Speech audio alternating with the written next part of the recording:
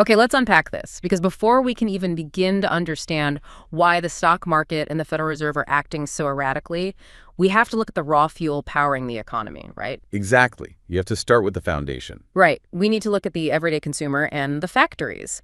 And right off the bat, the data is giving us some serious whiplash. Oh, whiplash is the perfect word for it. I mean, if you want to understand the U.S. economy, you start with the consumer. And right now, depending on which survey you look at, the consumer is either deeply depressed or surprisingly pretty optimistic. Yeah, the numbers are wild. Like, let's look at the Conference Board's consumer confidence reading. It just came in hot at 92.8%. Yeah, which beat the expectation of 89% and showed improvement from the prior month. Right. But, and here's the crazy part, how do we square that with the University of Michigan's April survey, which hit a record low? I mean, how can two gold standard metrics tell completely opposite stories? Consumers in that Conference Board survey were reacting positively to the strong March jobs report, and crucially, the talk of a ceasefire between the U.S. and Iran. Yeah, that's huge.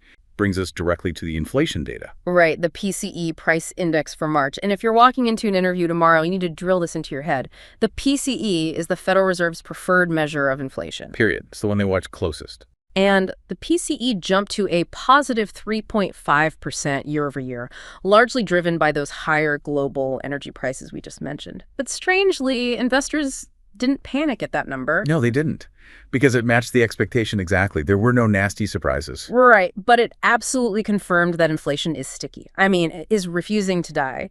And despite those higher energy costs acting like a tax on businesses, the production side of the economy refuses to slow down either. Yeah. April's ISM Manufacturing Index came in at 52.7%. It's the fourth consecutive month the manufacturing index has been above 50%, which means the sector is actively growing. Right. But for almost 3 entire years prior to this, it was stuck below 50%. It was shrinking. So energy prices are soaring, materials cost more, and yet factories are suddenly booming. That is an economic engine running incredibly hot. And that hot engine is exactly what's causing so much panic inside the Federal Reserve right now, which brings us to the historic mutiny that just occurred. Oh, this is massive. The Fed met last Wednesday and kept interest rates unchanged for the 4th month in a row. Right, and the decision to hold rates steady was widely expected. But the internal mechanics of how they arrived at that decision were honestly absolutely shocking. Yeah, because 4 officials voted against the decision. 4 dissents. Just to put that in perspective for you, the last time there were 4 dissents at a Fed meeting was 1992. 1992. More than 30 years of institutional consensus just shattered in an afternoon. It is a massive breach of protocol. Yeah. I mean, the Federal Reserve operates on the projection of absolute certainty. They want the markets to feel secure that the smartest minds in the room agree on the trajectory of the economy. So 4 dissents means the captains of the ship are basically fighting over the steering wheel. Exactly. And the source notes this deepening division is heavily driven by the increased uncertainty caused by the conflict in the Middle East. And the briefing specifically highlights that the biggest point of friction wasn't even just the interest rate itself, but the language in the press release. 3 of those Fed members vehemently opposed, including an easing bias is the statement. Yeah, that terminology is critical. And man, the data on how investors are reacting to this is staggering. It really is. 2 weeks ago, the probability of 0 rate cuts in 2026 was sitting at 54%, just a coin toss. Today, it has violently swung to a massive 96%. 96%. It is virtually locked in. And 33% of investors are now actually bracing for a rate increase in the 4th quarter. That is a violent repricing of reality in just 14 days. And before we move on to how the stock market is handling this, we absolutely cannot gloss over the other massive bombshell dropped by the central bank. Oh, you mean the Powell announcement? Yeah, Jerome Powell announced he intends to remain at the Fed until a controversial criminal investigation into the central bank is, quote, well and truly over with transparency and finality. The market is strangely holding up, but it's becoming incredibly ruthless about where it allocates capital. Ruthless is exactly the dynamic. Broad U.S. stock segments actually closed at record highs late last week before a minor sell-off. But the composition of those gains is telling. Large cap was up 0.4%. And small cap was up 0.3%. Right, but value stocks really outperformed, up 0.7%, while growth stocks slipped by 0.2%. And nowhere is this ruthless selectivity more apparent than in the tech sector, specifically with the Magnificent Seven earnings. Yeah, 6 of the 7 reported. And Alphabet surged by 9.4%, Apple was up 3.5%, but then Meta suffered a massive 10% sell-off, and Microsoft dropped 2.6%. The rising tide is no longer lifting all boats, just because they have AI stamped on the hull. The briefing makes it clear that these deep divergences reflect how investors are fundamentally assessing each company's specific AI build-out and their realistic opportunity set. They want to know the exact capital expenditure of your AI servers, the specific timeline for deployment, and the explicit profit margins it will generate. If your execution isn't flawless, you are punished. It is the shift from tell me to show me. We expect this hypercritical perspective to dominate individual company stock performance moving forward. But, this ruthless selectivity isn't just a tech phenomenon. It is actively reshaping global portfolios.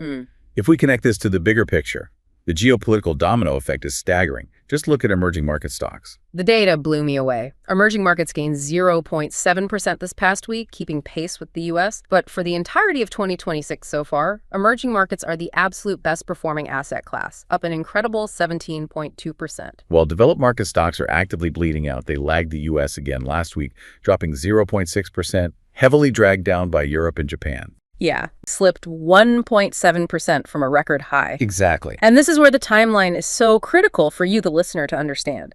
Because earlier this year, developed markets were crushing it. Through February, they had a massive lead over U.S. stocks, up 9.7%, compared to the U.S. barely moving at 0.7%. A huge gap. But from March onward, they gave that entire lead away, stemming from the U.S. military action in Iran. Let's break down the why there. Why does an energy shock hurt Europe and Japan so much more severely than it hurts an emerging market or the U.S.? It comes down to structural reliance. Europe and Japan are heavy net importers of energy, and global oil is priced in U.S. dollars.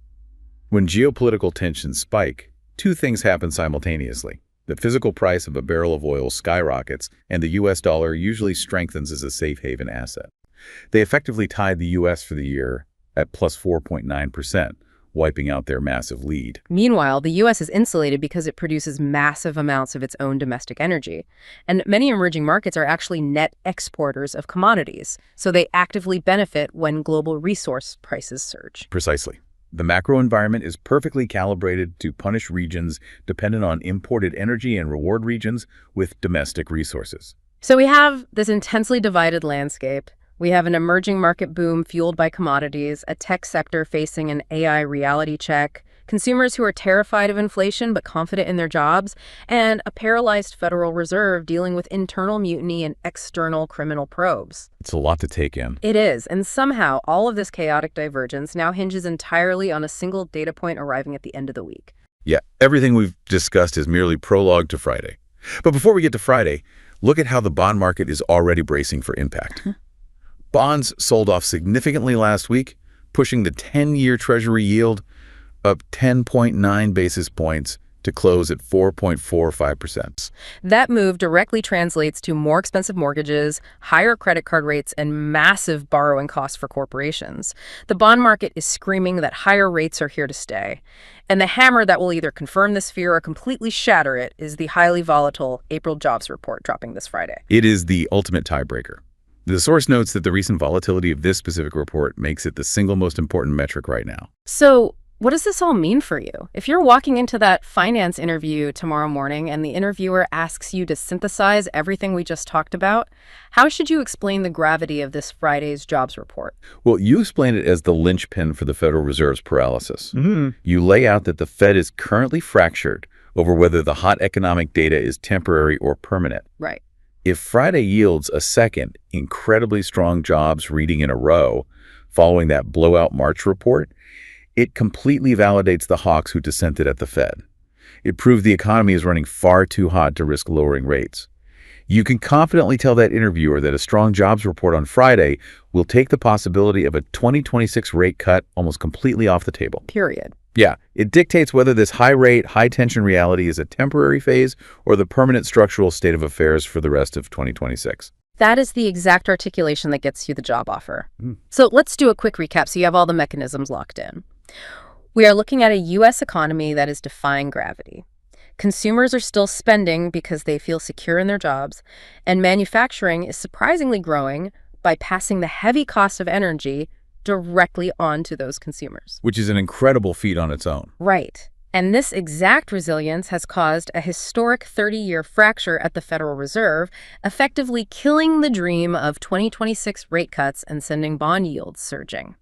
Meanwhile, the stock market isn't melting down, it's running a ruthless AI reality show, punishing tech companies that can't prove their profit margins. Well, rewarding the ones that can. Exactly. And on a global scale, the combination of a strong dollar and soaring energy prices has allowed commodity-rich emerging markets to completely dominate, while import-heavy developed markets like Europe and Japan just get crushed. Thank you so much for joining us for this deep dive. Keep asking questions, keep looking for the mechanisms behind the numbers, and we will catch you next time.